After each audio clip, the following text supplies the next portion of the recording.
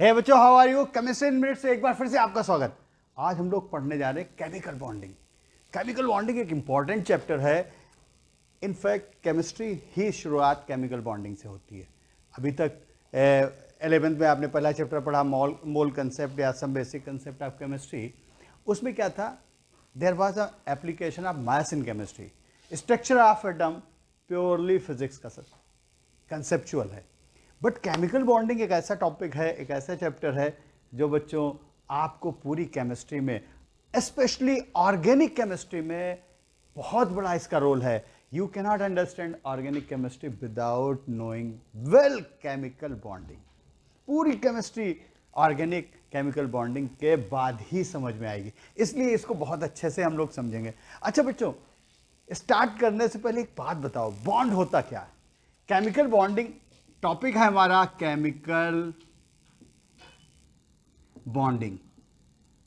अगर मैं आपसे पूछूं केमिकल हटा देते हैं, I just ask a simple, bond क्या होता? बॉन्डिंग होती क्या? मेरी और तुम्हारी बॉन्डिंग भी तो है। मैं एक टीचर, आप एक स्टूडेंट, मेरे और बीच में, आपके बीच कोई बॉन्ड है? अच्छा सपोज करो, जो बच्चे अभी जिन्होंने मुझे पढ़ा, इससे पहले वो मुझे जानते थे? नहीं जानते थे। अगर कोई बच्चा आपसे पूछता कि लक्ष्य 90+ क्लासेस क्या है, तो आपके अंदर कोई इमोशंस, कोई फीलिंग नहीं आती लक्ष्य 90+ क्लासेस के बारे में। अगर आपसे कोई पूछता आज से 6 महीने पहले, 1 साल पहले, do you know Ashish Mohan sir, आपको मेरे बारे में कुछ भी ABCD नहीं पता था, ना ही I may be a common man, जैसे सड़क पे चलता आदमी होता है, एक नजर एट ए ग्लैंस देखा और भूल गए। The moment I start teaching, जैसे मैंने आपको पढ़ाना शुरू किया, मेरे और आपके बीच एक बॉन्ड बन गया। अगर कोई मुझे मेरे बारे में कुछ उल्टा सीधा बोलता, गलत बोलता, तो आपको बुरा लगेगा, लगेगा ना? क्यों? क्योंकि मेरे और आपके बीच एक बॉन्ड। आपकी परफॉर्मेंस खराब होती है, मुझे बुरा लगेगा, क्यों? मुझे ऐसा लगेगा मैं आपको पढ़ा ही नहीं पाया। मेरे और आपके बीच एक बॉन्ड है, और वो बॉन्ड क्या कहलाता है? नॉलेज। मेरे और आपके बीच एक फोर्स है जिसने दोनों को बांध रखा, मुझे और आपको बांध रखा है, and the kind of bond is called knowledge. अगर मैं गलत डिलीवरी करूंगा, गलत पढ़ाऊंगा, यू कॉन्ट टॉलरेट मी, इसका मतलब bond between me and you is knowledge. ऐसे ही आपके फादर और आपके बीच भी एक बॉन्ड है। आपके फादर और आपके बीच जो बॉन्ड है, वो बॉन्ड ऑफ सिक्योरिटी। और आपके और आपकी मदर के बीच जो बॉन्ड है, called bond of love. Now ये तो एक बॉन्ड का सिंपल एक्सप्लेनेशन था, मीनिंग था फिजिकल। बॉन्ड क्या है? It is kind of force which is intangible, जो दिखता नहीं है बट दो चीजों को बांध देता है। अच्छा बताओ, आप मेरे को अब्यूज कर सकते हो? मेरे को चिल्ला के बोल सकते हो? नहीं बोल सकते हो। क्यों नहीं बोल सकते हो? There is a bond which restrict you to speak like that. ऐसे ही इसका मतलब मैं और तुम बन चुके हैं। दिख रहा है मेरे और तुम्हारे बीच बॉन्ड? नहीं दिख रहा। There is a force which bind two entities together. और जब हम केमिकल बॉन्ड की बात करते हैं बच्चों, तो हम लोग क्या बात करेंगे? दो केमिकल स्पीशीज को जो बांधता है। दो केमिकल स्पीशीज के जो स्मॉलेस्ट पार्टिकल है, वो कौन से? एटम्स हैं, मॉलिक्यूल्स हैं, उनको जो बांध देता है, वो केमिकल बॉन्ड कहलाता है। In other words we can say that bond is a kind of force which bind two entities, two bodies together.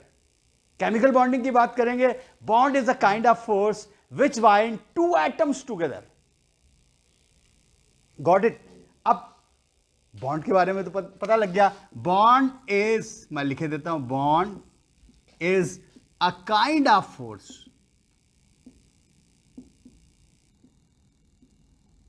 Which binds to entities together.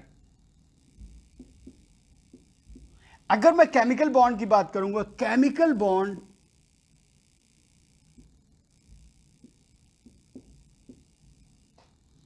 a force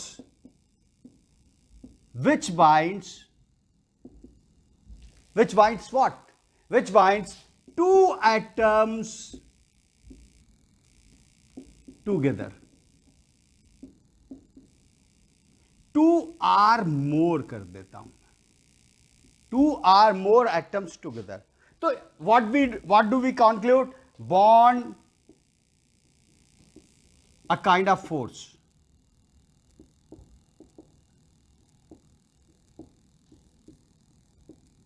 अच्छा देखो, दो या दो से अधिक एटम्स को एक साथ कंबाइन करता है, वो क्या कहलाता है? बॉन्ड. अच्छा, एक मेरे माइंड में एक क्वेश्चन आ रहा है, एक प्रश्न आ रहा है, एक एटम एट ए टाइम कितने बॉन्ड बना सकता है? एक एटम से कंबाइन हो सकता है, दो एटम से मतलब एक एटम दूसरे एक एटम से कंबाइन हो सकता है, दो एटम से कंबाइन हो सकता है, 10 एटम से कंबाइन हो सकता है, 1000 एटम से. It's a conceptual. It's again point two think. एक एटम एट ए टाइम कितने दूसरे एटम से कंबाइन हो सकता है? That is called valency. क्या उसको बोलेंगे? वैलेंसी. वैलेंसी का जानना बहुत आवश्यक है. तो if one atom combines to another two atoms, valency is 2. One atom combines one another atom, valency is 1. One atom combines 3 another atom, valency is 3.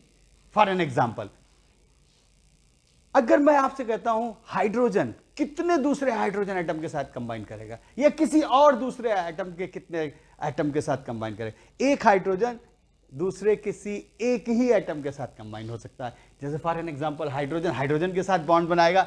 Hydrogen के कितने एटम के साथ कंबाइन हो सकता है? एक. हाइड्रोजन क्लोरीन के साथ भी कंबाइन हो सकता है, एक. हाइड्रोजन कभी आप नहीं देखेंगे एक क्लोरीन यहां और एक क्लोरीन यहां, दो के साथ नहीं कंबाइन हो सकता, ओनली वन.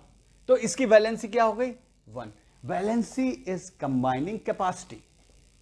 क्या बोला मैंने? Valency is what? It is a combining capacity. अब देखो, एक हाइड्रोजन एक क्लोरीन से, तो it is a combining capacity. इसको दूसरे शब्दों में भी हम लोग अंडरस्टैंड कर सकते हैं.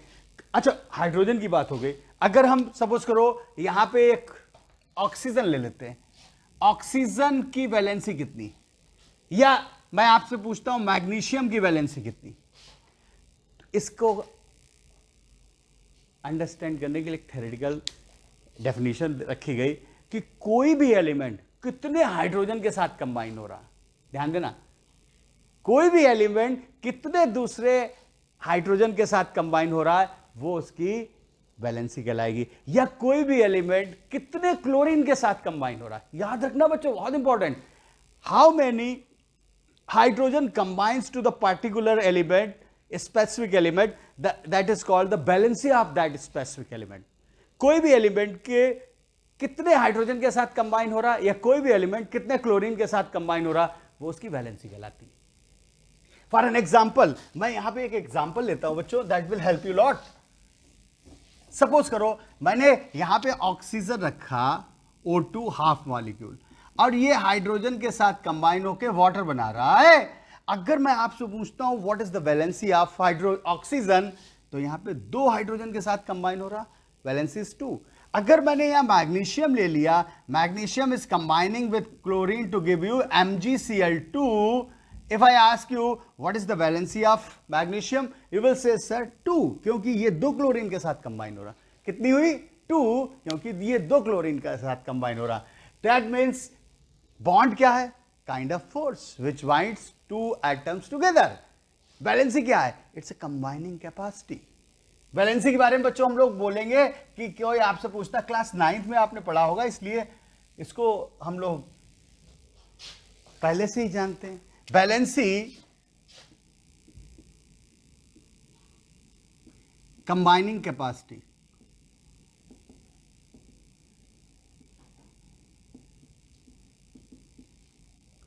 कि किसी भी एटम की कंबाइनिंग कैपेसिटी क्या कहलाएगी? वैलेंसी कहलाएगी. और बॉन्ड मैंने क्या आपको बताया? Bond a kind of force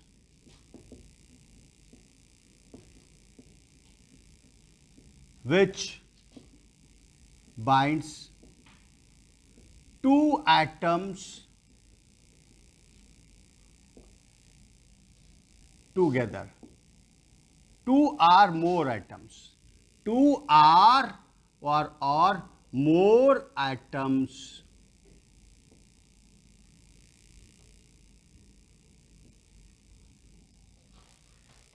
together. Valency क्या हुआ? It is a combining capacity. किसी भी एटम की combining capacity, for an example hydrogen की वैलेंसी 1, क्लोरीन की वैलेंसी ऑफ क्लोरीन बेटा कितना हुआ, वैलेंसी 1। ऑक्सीजन की वैलेंसी कितनी हो गई, 2। नाइट्रोजन की वैलेंसी कितनी हो गई, 3। वाई, हाइड्रोजन, क्यों, हाइड्रोजन एक दूसरे हाइड्रोजन के साथ कंबाइन कर सकता है, हाइड्रोजन एक दूसरे क्लोरीन के साथ कंबाइन कर सकता है, देयरफॉर वैलेंसी इज 1। क्लोरीन दूसरे क्लोरीन के साथ एक कंबाइन कर सकता है, क्लोरीन फ्लोरीन के साथ एक कंबाइन कर सकता है। ऑक्सीजन दो एटम्स के साथ एट ए टाइम कंबाइन कर सकता है, नाइट्रोजन 3 एटम्स के साथ। अच्छा, इसको थोड़ा ऑपरेशन करते हैं तो हमें क्या पता लगेगा कि ये 2 या 3 है, एक का मतलब क्या। अगर हाइड्रोजन देखें तो इसके वैलेंस शेल में number of electron in valence shell, number of electrons in valence shell of hydrogen में बेटा कितने होंगे, 1। तो नंबर ऑफ इलेक्ट्रॉन, अगर हम नंबर ऑफ इलेक्ट्रॉन किसी भी एटम के वैलेंस शेल में जितने हैं वो वैलेंसी कहलाती, if this number is less than equals to 4, if this number is less than equals to 4। For an example, अगर मैं यहां हाइड्रोजन की बात करता हूं तो वैलेंस इलेक्ट्रॉन यहां पे 1 है, और अगर मैं हीलियम की बात करता हूं या बोरान की बेरिलियम की बात करता हूं, बेरिलियम एटॉमिक नंबर इसका 4 होता है, तो 9th में पड़ा होगा 2 एटॉमिक नंबर Z इज 1, तो यहां 1 हो गया। बेरिलियम की बात करते हैं, एटॉमिक नंबर 4, 2 इलेक्ट्रॉन पहले शेल में, 2 दूसरे शेल में, वैलेंसी 2। बोरान की बात करते हैं, Z is 5, atomic number 5, 2 3, valency is 3। अगर मैं कार्बन की बात कर रहा हूं, Z इज 6, 2 4, वैलेंसी इज 4। अगर 4 से अधिक हो रहा है, लेस देन इक्वल्स टू 4, तो valency is the number of electrons. क्या बोला मैंने, less than equals to 4, then valency is the number of electron in valence shell. अगर 4 से अधिक है, किसी भी एटम के अंदर नंबर ऑफ इलेक्ट्रॉन या इलेक्ट्रॉनों की संख्या 4 से अधिक है, 5 है, 6 है, 7 है, तो वैलेंसी कैसे निकालेंगे, valency will B 8 minus number of electrons. Valency will B 8 minus number of electrons. If, यहां मैं लिख देता हूं, इफ वैलेंसी होता क्या, basically valency of an atom, number of electrons in valence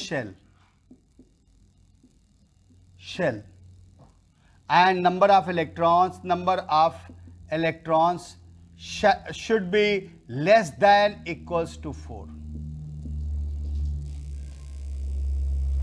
If number of electrons in an atom, if number of electrons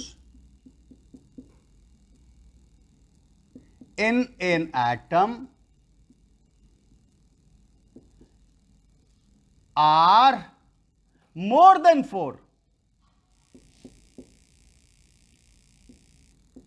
valency हो जाएगी, valency will be equals to 8 minus number of electrons in valence shell. बच्चों देखो, अगर मैं nitrogen का case लेता हूं, oxygen का केस लेता हूं, नाइट्रोजन की बात करता हूं, एटॉमिक नंबर इज 7 2 5, तो वैलेंसी इसका निकालते हैं, valency will be equals to 8 minus 5, that is 3। इसका मतलब ये 3 बॉन्ड्स बना सकता है। इसका मतलब क्या हुआ, ये 3 बॉन्ड बना सकता हूं। ऑक्सीजन की बात करूं, Z इज 8 2 6, वैलेंसी क्या होगी बेटा, valency that is 8 minus 6, that is 2। मतलब oxygen at a time 2 bond बना सकता है। अगर मैं आपसे कहता हूं chlorine, Z is 17, that means 287। तो बेटा वैलेंसी क्या हो गई, वैलेंसी राइट, वैलेंसी क्या हो गई 8 - 7। Chlorine can form only single bond, एक ही बॉन्ड बना सकता। अगर मैं आपसे नोबल गैस की बात करता हूं, नियॉन की बात करता हूं, नियॉन Z is 10 2 8, वैलेंसी इसकी निकालते हैं, वैलेंसी इज 8 - 8 दैट मीन्स 0, कोई भी बॉन्ड नहीं बना सकता। Valency is 0 that means it can not form any bond, no bond. इसकी बॉन्डिंग कैपेसिटी नहीं, नियॉन कोई बॉन्ड नहीं बनाएगा। ओके अब थर्ड चीज आती है बच्चों, वाई बॉन्डिंग टेक्स प्लेस। तीसरी चीज आती है बॉन्डिंग होती क्यों है।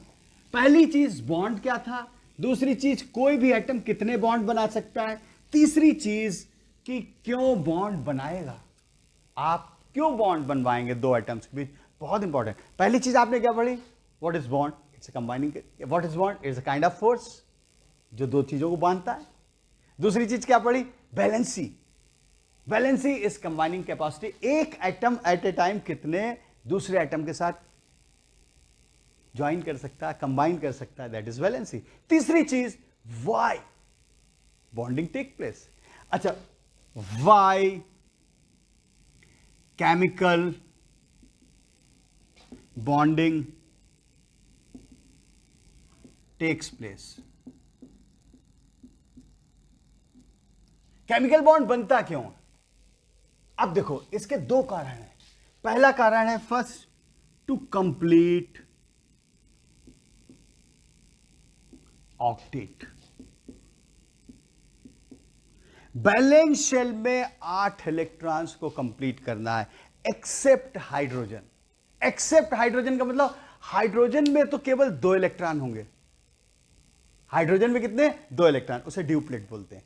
और हाइड्रोजन के अलावा जितने भी एलिमेंट्स हैं वो बॉन्डिंग इसलिए करते हैं कि वो अपने वैलेंस शेल में कितने ऑक्टेट कंप्लीट कर लें, 8 इलेक्ट्रॉन कंप्लीट कर लें। The moment they acquire 8 electron in valence shell, immediately क्या होगा, स्टेबिलिटी आ जाएगी। और स्टेबिलिटी आएगी तो क्या होगा, stable bodies have low potential energy. तो दूसरा रीजन है to lower potential energy.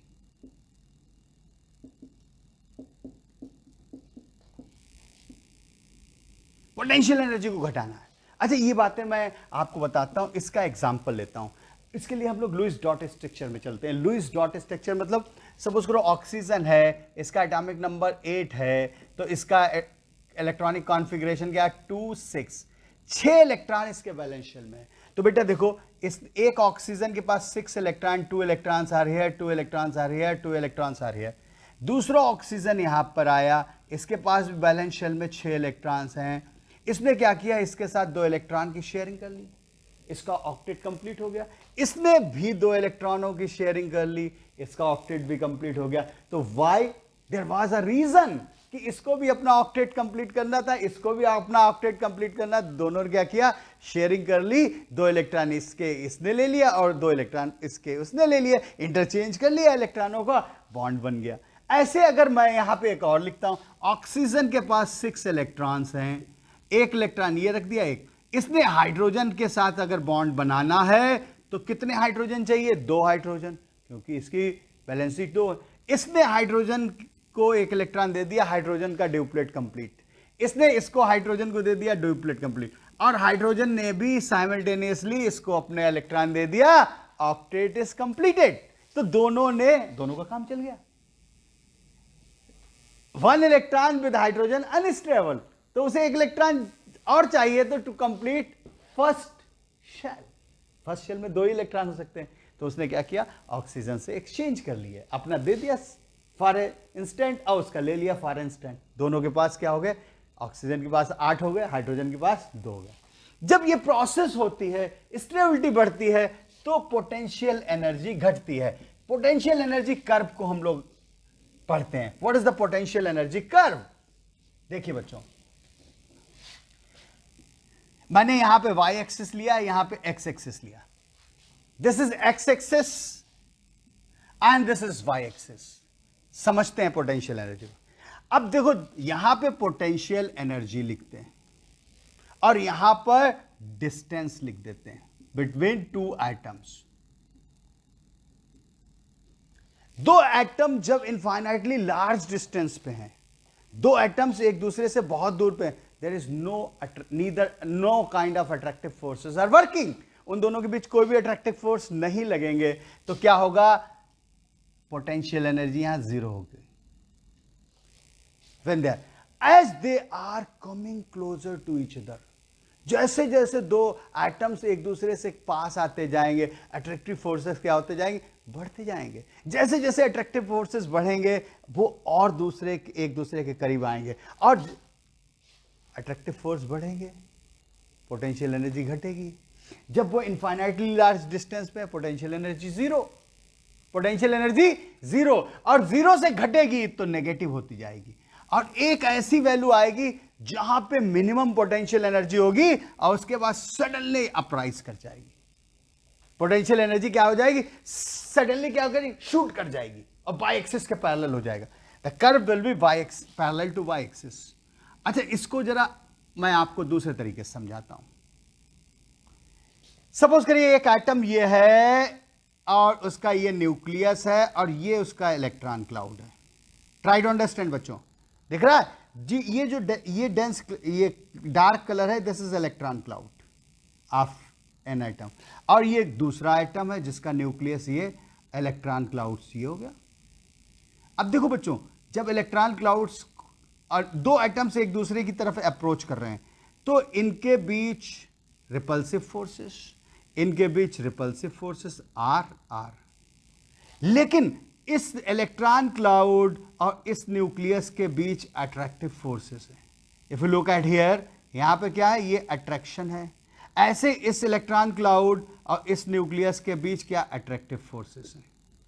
When they are approaching to each other, दोनों के बीच अट्रैक्टिव फोर्सेस बढ़ रहे हैं और न्यूक्लियर रिपल्सिव फोर्सेस को न्यूक्लियस के क्या है, वो भी बढ़ेंगे, but attractive force is dominating. जब अट्रैक्टिव फोर्स क्या डोमिनेटिंग होगा, पोटेंशियल एनर्जी घटती जाएगी, और एक मिनिमा आ गया, मिनिमम वैल्यू आई, उससे आगे अगर एक सर्टेन डिस्टेंस से आगे बढ़ेंगे, इनका रिपल्सिव फोर्सेस बहुत लार्ज हो जाएगा, और the moment repulsive forces large होगा, पोटेंशियल एनर्जी शूट कर जाएगी।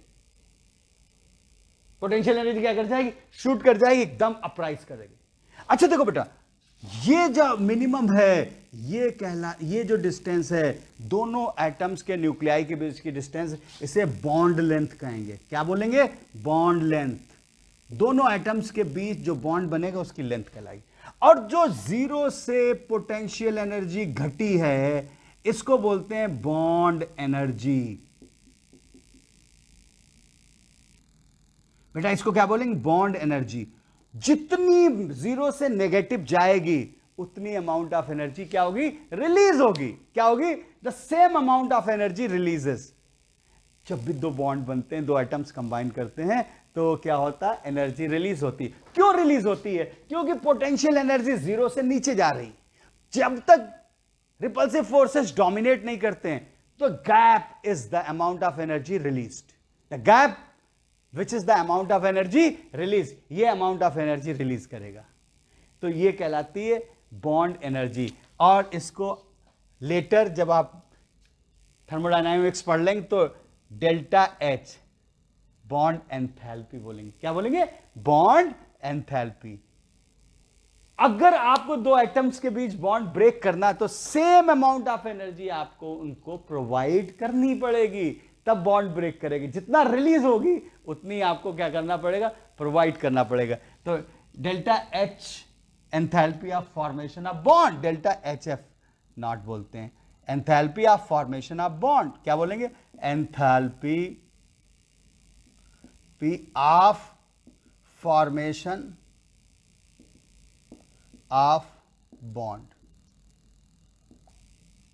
कितना समझ में आया बच्चों?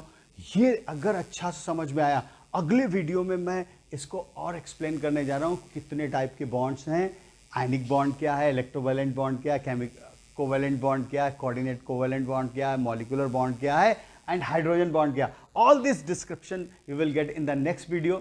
तब तक के लिए आप इस वीडियो को देखिए और एक बात बिल्कुल नहीं भूलना, अगर वीडियो अच्छा लगे लाइक करिए और अपने फ्रेंड्स को जरूर शेयर करिए। अगर कोई आप सजेशन या क्वेश्चन है तो कमेंट बॉक्स में लिख दीजिए, मैं डेफिनेटली रिप्लाई करूंगा। तब तक के लिए हैव अ गुड डे।